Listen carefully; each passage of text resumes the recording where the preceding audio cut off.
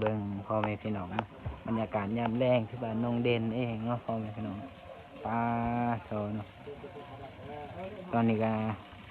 บรรยากาศยามแรงเด้อพ่อแม่พี่น้องเลยบ่ได้ลงคลิป2-3 มื้อแล้วเนาะพี่น้องเนาะก็FCก็น่าจะคิดฮอดคิดถึงเนาะขอบคุณหลายๆเด้อที่ยังรับชมรอถ่าคลิปน้องเด่นเนาะว่าน้องเด่นช่วงนี้ก็บ่ค่อยมีเวลาเนาะพ่อแม่พี่น้องเลยขอโทษขออภัยเนาะเพราะว่าช่วงนี้ช่วงไป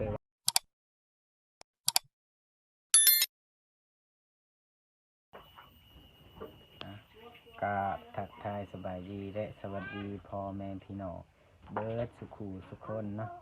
ว่าจะอยู่ภายในและก็ต่างประเทศเนาะก็ยินดีต้อนรับเข้าสู่ช่องเบาเด่นชาแนลคือเก่าคือเดิมเนาะพ่อแม่พี่น้องเอ้ยมื้อนี้น้องเด่นก็สีมานึ่งข้าวเนาะก็ดนเนี่ย2-3 วันบ่ได้ลงคลิปเนาะพ่อแม่พี่น้องเอ้ยขอโทษขออภัยเนาะเพราะว่าน้องเด่นกับค่าเวียกเนาะพ่อแม่พี่น้องโอเคน้องพี่น้องเนาะตอนนี้น้องเด่นกับดังไฟแล้วก็นึ่งเป็นที่เรียบร้อยเนาะพี่น้องเนาะ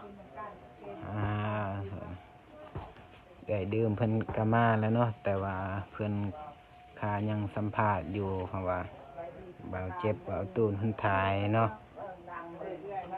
ก็เห็นหลายๆคอมเมนต์เนาะว่าเสียงบ่ค่อยได้ยินเนาะก็ขอโทษขออภัยเนาะเพราะว่าน้องเด่นใส่เสียงโทรศัพท์เองยังบ่ทันได้มีใหม่เนาะพ่อแม่พี่น้องก็ขอโทษขออภัยเนาะพี่น้องเด้อพี่น้องเนาะ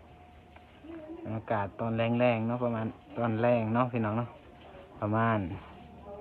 6 โมง 5 โมงนี่แหละพ่อแม่พี่น้องเลยดนแล้วเนาะบ่ได้ลงคลิปก็ขอโทษขออภัยก็เห็น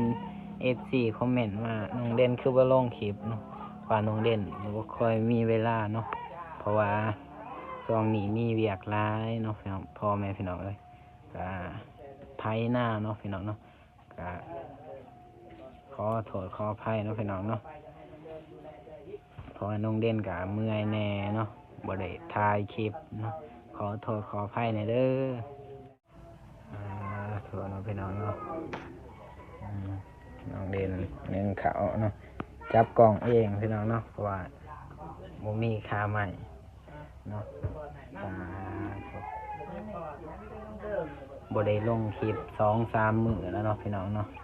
ก็ FC ก็น่าจะคิดฮอดคิดถึงเนาะขอบคุณหลายๆเด้อที่ยังรับชม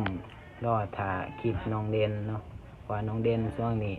ก็บ่ค่อยมีเวลาเนาะพ่อแม่พี่น้องเลยขอโทษขออภัยเนาะเพราะว่าช่วงนี้ช่วงไปว่าขาดไทยหน้าเนาะพ่อแม่พี่น้องเลยเนาะนี่นะ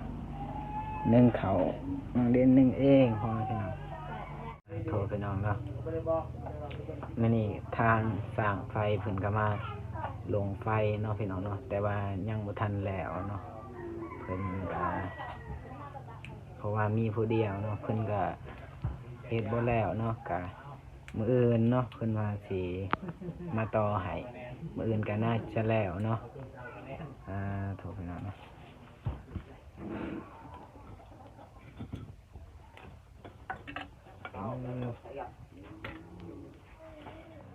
โอเคเนาะพี่น้องเนาะบรรยากาศยามแรงเดี๋ยวน้องเด่นสิให้เบิ่งพ่อแม่พี่น้องบรรยากาศยามแรงที่บ้านน้องเด่นเองเนาะพ่อแม่พี่น้องโซเนาะตอนนี้ก็บรรยากาศยามแรงเด้อพ่อแม่พี่น้องนี่ก็จะเป็นผักเดิมเพิ่นปลูกเนาะนี่บรรยากาศยามแรงเด้อพ่อแม่พี่น้องโอเคนะพ่อแม่พี่น้องน้องเด่นกับบ่ได้ลงคลิปหลายมื้อแล้วเนาะพ่อแม่พี่น้องก็เห็น FC คอมเมนต์ว่าไม่เห็นน้องเด่นลงคลิปเลยพิมพ์ภาษาไทยนะพ่อแม่พี่น้องก็ขอโทษขออภัยเนาะพ่อแม่พี่น้องเพราะว่าช่วงนี้น้องเด่นจะมีเวียกหลายเนาะพ่อแม่พี่น้องช่วงนี้ช่วงเป็น ยามขาดไทยหน้าเนาะพ่อแม่พี่น้องเอ้ยก็บ่ค่อยมีเวลาสิลงคลิปเนาะแต่ว่ามื้ออื่นน้องเด่นสิถ่ายตอนไทยหน้าเนาะพ่อแม่พี่น้องเอ้ยก็ขอบคุณหลายๆเด้อที่ยังติดตามรับชมคลิปน้องเด่นตลอดมาเนาะที่เอ็นดูเนาะพ่อแม่พี่น้องเอ้ยก็ขอบคุณหลายๆเด้อที่ยังบ่ทิมบ่ปะน้องเด่นเนาะพ่อแม่พี่น้องคือเก่าน้องเด่นก็นึ่งเขาเนาะพ่อแม่พี่น้องเลยเนาะก็เขาก็น่าได้ทีเนาะพี่น้องเนาะเดี๋ยวน้องเด่นก็สีซิกเนาะซิกเขา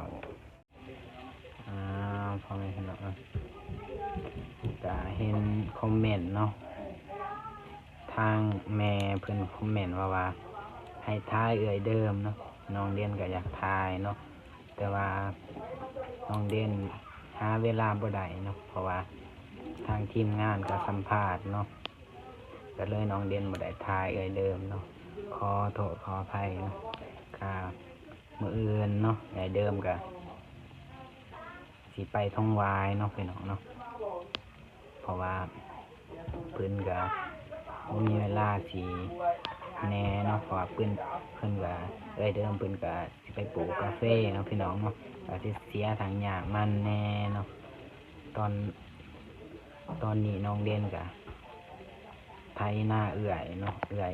อยู่บ้านนี่แล้วเนาะบ้านน้ำกันเนาะพี่น้องเนาะก็บ่มีเวลาได้ทายเอื่อยเดิมเด้อพ่อแม่พี่น้องเอ้ยก็ขอโทษขออภัยเนาะที่น้องเด่นบ่ได้ทายเนาะเพราะว่าเอื่อยเดิมเพิ่นก็น้องเด่นถามว่าเพิ่นก็เมื่อยเนาะพ่อแม่พี่น้องเอ้ยก็เลยน้องเด่นว่าคันเมื่อยก็โอเคน้องเด่นก็สิบ่ทายเนาะพ่อแม่พี่น้องเอ้ยขอโทษเนาะเพราะว่าน้องเด่นก็เข้าใจความรู้สึกของเอื่อยเนาะเพราะว่าเพิ่นก็อยากพักผ่อนแน่เนาะแต่ว่าน้องเด่นก็อยากทายแต่ว่าเพิ่นว่าเมื่อยเนาะน้องเด่นก็เมื่อยพักผ่อนเนาะน้องเด่นก็บ่ได้ทายเนาะโอเคเนาะพ่อแม่พี่น้องเนาะสำหรับคลิปนี้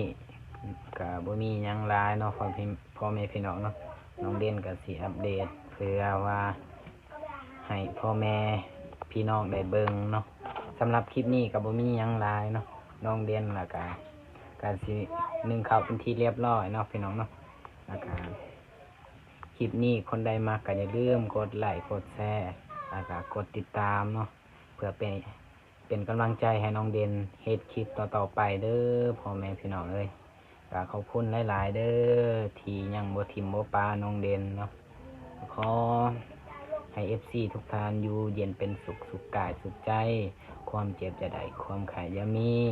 ปรารถนาสิ่งใดก็ขอให้ได้สิ่งนั้นให้สมดังปรารถนาว่าสิเฮ็ดเวียกการงานอันใดก็ขอประสบผลสำเร็จเด้อพ่อแม่พี่น้องเอ้ยคลิปนี้น้องเด่นก็สิขอปิดคลิปไปเพียงเท่านี้เนาะสำหรับคลิปนี้ขอกล่าวคำว่าสบายดีเด้อฝากกดติดตาม EP ต่อไปเด้อพ่อแม่พี่น้องเอ้ยบ๊ายบายคลิปนี้ไปแล้ว